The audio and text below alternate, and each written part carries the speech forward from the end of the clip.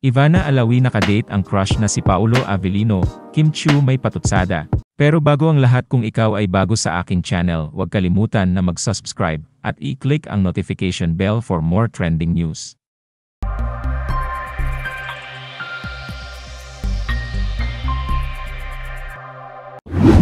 Kamakailan ay spotted sa isang mall sina kapamilya stars Paulo Avellino at Ivana Alawi. Ang actress/vlogger na si Ivana Alawi at kapamilya Hunk at aktor na si Paulo Avellino ay pinagkaguluhan ng mga tao matapos makitang namamasyal sa isang mall. Matatandaan na inamin noon ni Ivana Alawi na crush niya si Paulo Avellino. Sa isang interview niya noon sa presko ng pelikulang Sit-Sit, kung saan bida si Ivana sa episode na Aswang, at si Paulo naman ang producer, umamin ang sexing actress na na-pressure at nahiya siya kay Paulo. Inamin ni Ivana na hindi niya inaasahan na makakatrabaho niya ang isa sa mga crush niya sa showbiz.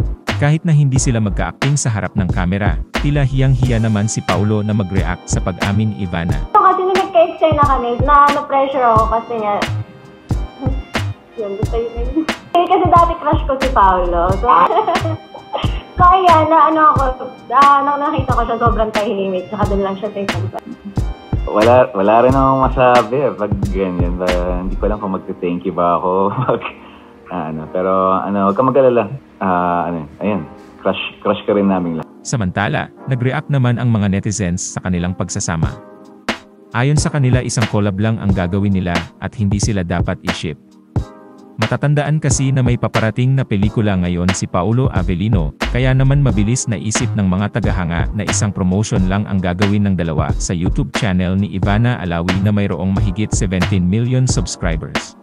Kamakailan naging trending ang mga pictures at videos ng pagiging elevator boy ni Paulo Avellino sa SM Mega Mall Fashion Hall noong Miyerkules. Nagulat nga ang mga tao na namamasyal sa nasabing mall nang makita nila si Paulo na nag-a-assist sa kanila sa elevator. Game na game naman si Paulo sa pagiging elevator boy na talagang all smiles sa pag-assist sa mga sumasakay.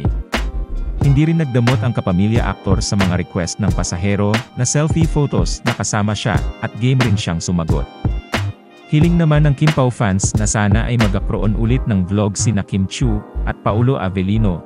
Samantala, naging usap-usapan naman ng mga netizens at mga tagahanga ni Chinita Princess na si Kim Chiu ang kanyang bagong post sa Instagram. Ito nga ay dahil sa naging caption ng actress na tila may hugot sa nangyari sa kanyang buhay pag-ibig.